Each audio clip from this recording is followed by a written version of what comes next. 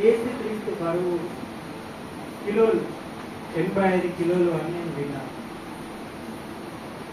ఇప్పుడు ఒక్కొక్కరికి మన వెయిట్ ఎంత ఉంటుంది అనేది కొలుచుకుంటే హాస్పిటల్ వెళ్ళినప్పుడు నా వయసు ఇంత, నా బరువు ఇంత ఉండాలని చెప్పి, బరువు ఎంత ఉండాలని డాక్టర్లు చెప్తారు. అప్పుడు నేను ఎక్కువ ఉన్నాను అని చెప్పి కొందరు తగ్గించుకోవడానికి ప్రయత్నం చేస్తారు. దేవుని బరువు ఎంత అండి? 85. ఎంత? 85 కేజీల బరువు దేవుడు ఉన్నాడు. ఆయన ఎత్తు కూడా ఇంచుమించు 166 సెంటీమీటర్లు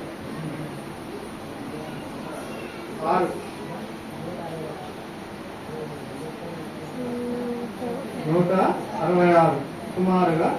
మరి దేవుణ్ణి శిలువ వేయబడ్డప్పుడు శిలువ చేశారు కదా కర్రలతో, చూసారు, అందరికి తెలుసా? దాని బరువు ఎంత ఉంటుందండి? ఎవరైనా తెలిస్తే చెప్తాను. ఎవరికి తెలియదా? Everyone please. మనలో చాలా కొంతమందికి ఎవరికైనా తెలుసుకుంటే చెప్తే సంతోషం. మరి దాని బరువు ఎంత అంటే 150 కేజీ. బరువు ఎంత అంటే గడ్డతో చేయబడ్డది 150 కేజీల బరువు ఉండేది.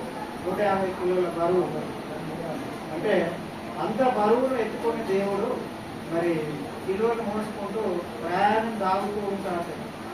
ఆ ప్రయాణము సాగడం కూడా ఎంత అంటే దాన్ని కూడా చెప్తా, ఎన్ని గంటలు పట్టింది అది కూడా చెప్తా.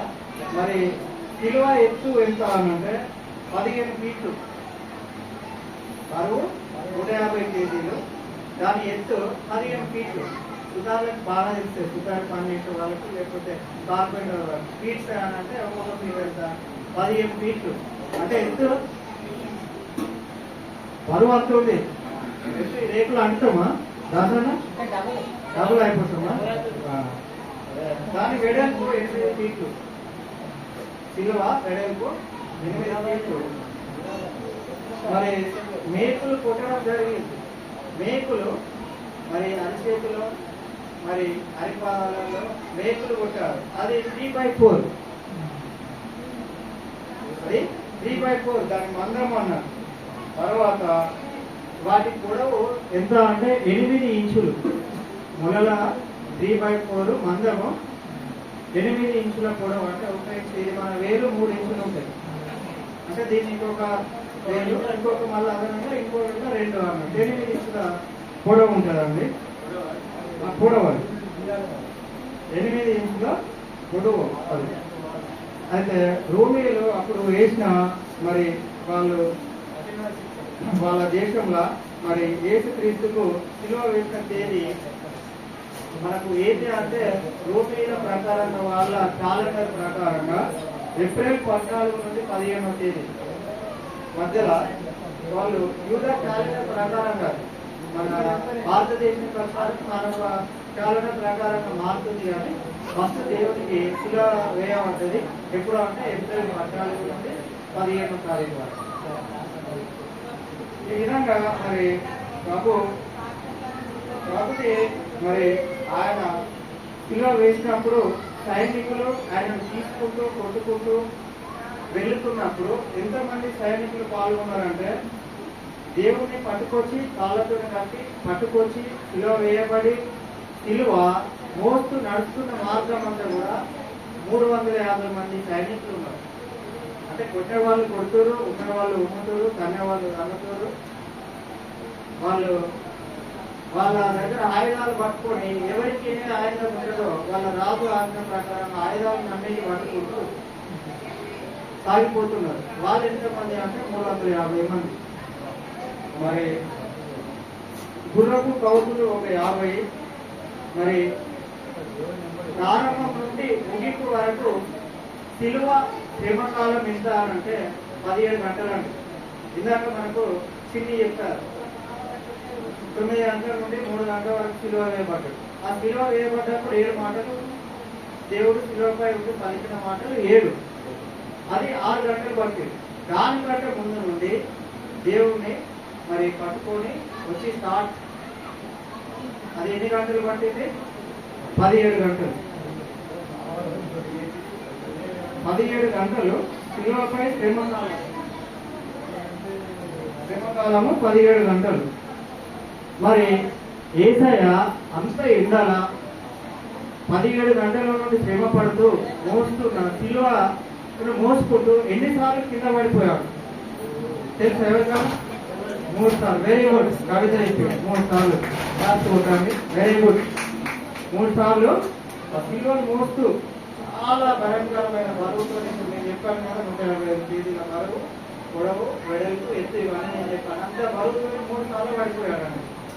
హల్లెలూయా. మరి కవితను దేవుడు దీవించిన కాక ఆమేన్.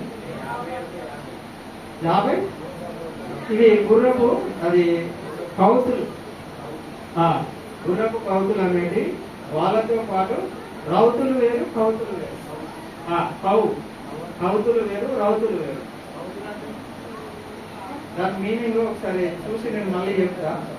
తర్వాత ముళ్ళ కిరీటం పెట్టాడా దేవుడికి పెట్టారు పోయేటప్పుడు? ముళ్ళ కిరీటం ఉంది కదా, ఎవరికైనా తెలుసా ముళ్ళ కిరీటం పెట్టేది?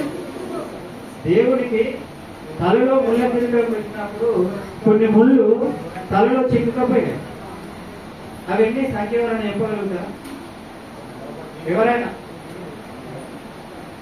అన్నా 17.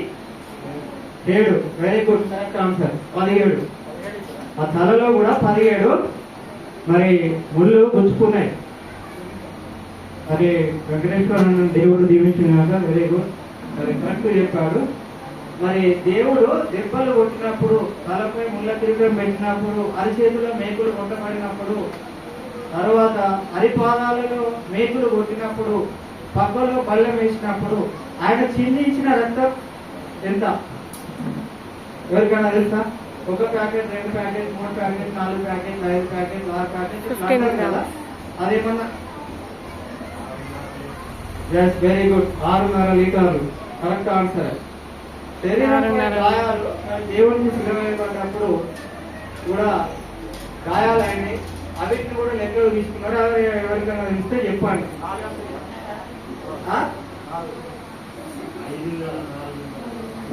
Correct answer. ఆయన 5,480 మరి ఎట్లా అయినప్పటికీ పర్లేదు కదా. ఎట్లా అయినప్పటికీ ఇప్పుడు అసలు ఆన్సర్ అయితే వస్తుంది కదా. ఎట్లా చూసినా కూడా మనకు ఆన్సర్ ఇది మనకు తెలియదు. మరి గాయాలు దేవుడికి కొట్టబడిన గాయాలు మొత్తం టోటల్ బాడీ మొత్తం ఆయన గాయాలు 5,480. 5,480.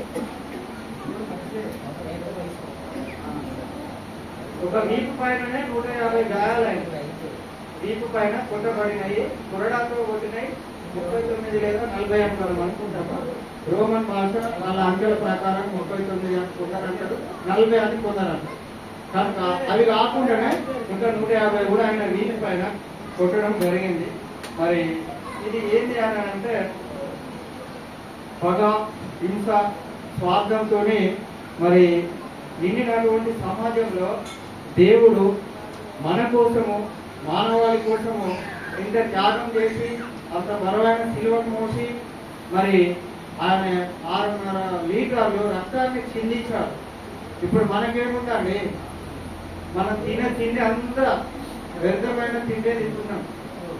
కావలసిన పోషక పదార్థాల తిండి మనం తింటలేము. బ్లడ్ మనం చెకప్ చేసినప్పుడు 6 గ్రాములు, 8 గ్రాములు, 9 గ్రాములు, కొందరికి మాత్రం 12, 11 గ్రాములు ఉంటుంది. 6.5 గ్రాములు మన లోపల 6 గ్రాములు, 9 గ్రాములకు ఎక్కువ ఉండడం లేదు. అంటే మనం తినే తిండి వ్యర్థమైన తిండే. తోటకూర అంటే గడ్డి తింటామంటారు ఇప్పుడు పిల్లలు. గడ్డ ఏం తింటామా అని అంటారు. కానీ అందులో ఉన్న విటమిన్స్ ఎట్లా ఉంటాయి అనేది వాళ్ళకి తెలియదు. కనుక మనం బ్లడ్ ఇంప్రూవ్మెంట్ ఫుడ్ తినాలి. మరి కొద్ది మాటలు దేవుడు దీవించిన కాక ఆమె. మరి ఇవి కూడా ఏంటంటే ఈ మాటలు మనకు తెలియదు. మరి ఇప్పటి వరకు ఎవరు కూడా చెప్పలేదు కనుక మరి చెప్పాలనిపించింది. ఇవి ఎవరు చెప్పారు అని చెప్పి నేను కూడా కొన్ని చూసి రాసుకునే నేను సొంతగా తయారు చేసినాయి కాదు. దేవుని మాట బైబిల్ అంతా కూడా రాసిందే కనుక అలా ఉన్న సారాంశాన్ని చెప్పడం కోసం ప్రిపేర్ అయ్యి అందరూ చెప్తా అంటారు. 7 మాటలు వారు చాలా బాగా చెప్పారు. అదేవిధంగా మరి ఈ సమయాన్ని వినియోగించుకున్నందుకు మరి మీకేమైనా లేట్ సమయం అయితే నన్ను క్షమించండి, ఎందుకంటే అప్పటికి అందరు గ్రామంతో ఉన్నారు, కొంచెం ఎండ ఎక్కువ ఉన్నది కనుక ఈ విలువైన కొన్ని మాటలు మీకు తెలియాలని చెప్పి మన ప్రేరేపణ వచ్చింది కనుక మరి తెలియజేస్తున్నాను. మరి 7 మాటల కోసం మరి నేను ప్రార్థన చేస్తున్నాను.